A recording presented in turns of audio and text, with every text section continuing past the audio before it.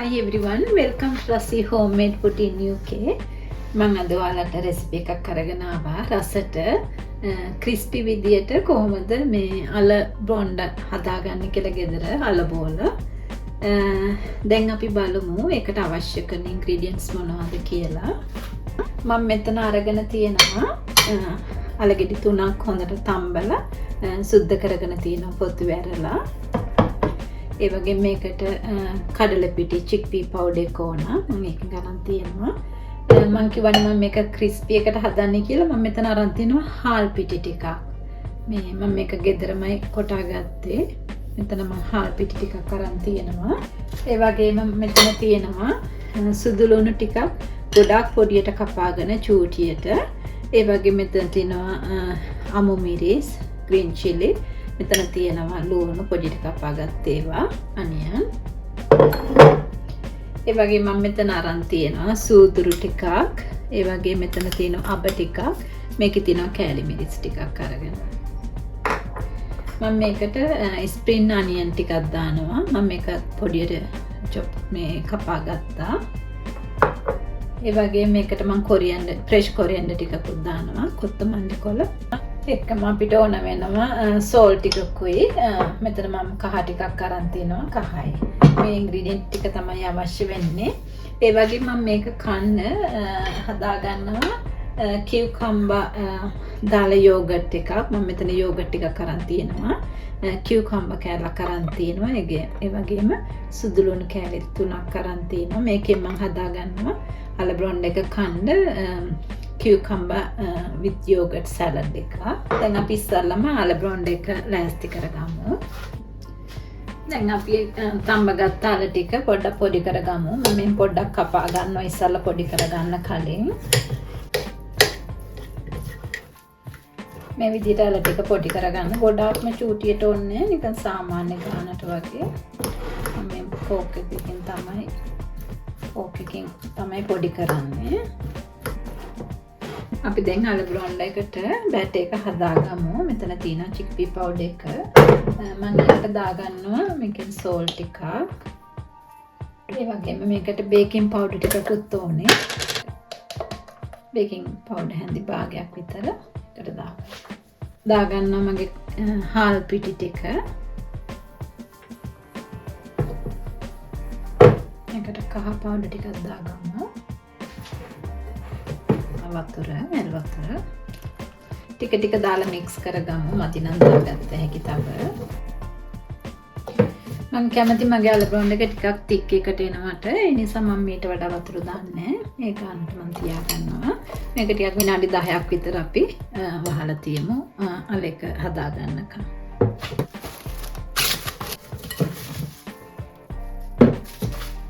මේ වගේ pan එකක් තියලා අපි දැන් හදාගමු. මේකට ඔයිල් ටිකක් දාගමු. ටිකක් විතර. මේකට දැන් ඇඩ් කරගන්නවා සූදුරුයි අබයි මේ මිරිස් කෑලි ටික.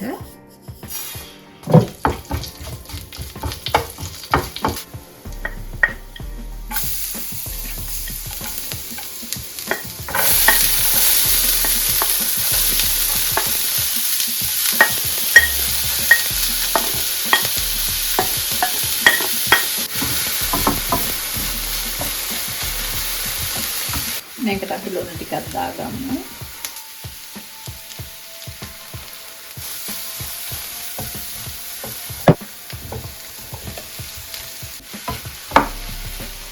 මේ වෙලාවේ අපි ෆ්‍රෙෂ් කොරියන්ඩර් ටික එකතු කරගමු. ඒ වගේම ස්ප්‍රින් අනියන් ටිකක් නම් දාගන්නවා.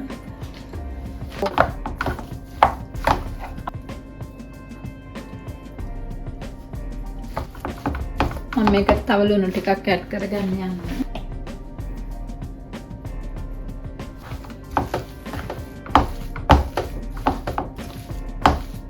දැන් මේක අපි නෙවෙනකන් කියුකම්බර් සලාඩ් එක හදාගමු.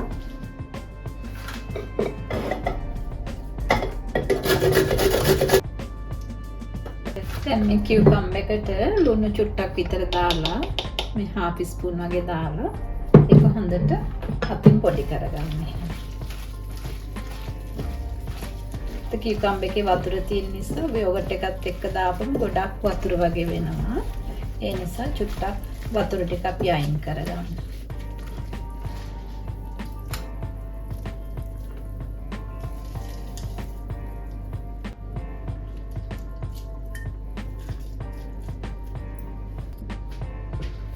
දැන් අපි ගාලික් ටික ග්‍රේට් කරගමු.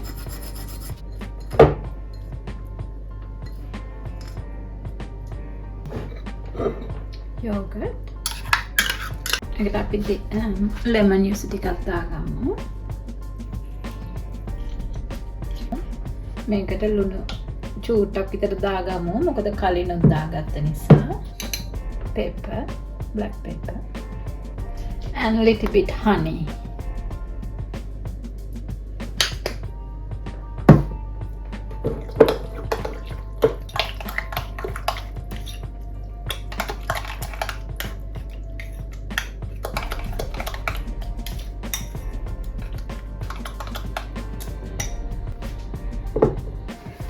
දැන් අපි අල ගුලි ටික හදා ගන්නමු. අල බෝල ටික.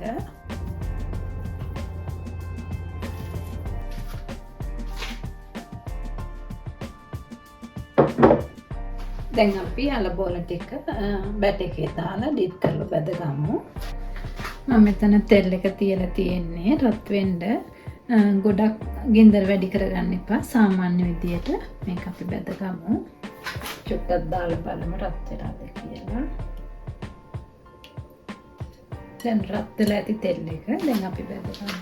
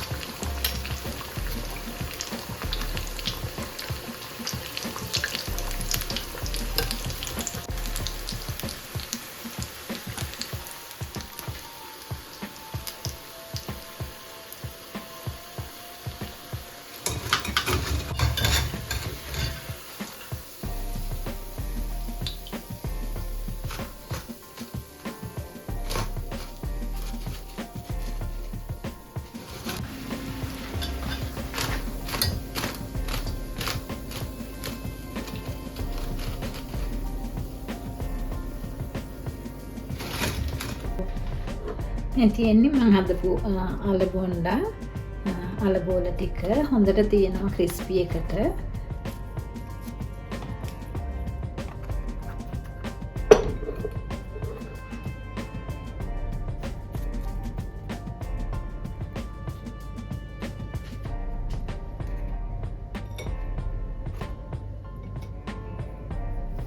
මේ තියෙන්නේ මගේ කියුකම්බර් යෝගට් සලාඩ් එක.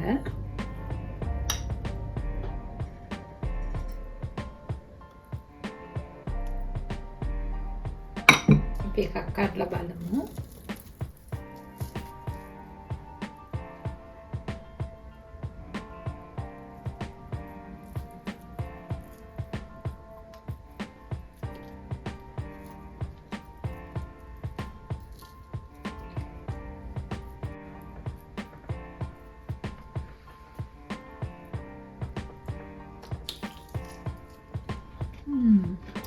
හරිම රසයි මේක. හදලා බලන්න. හරිම ක්‍රිස්පි එකට තියෙනවා.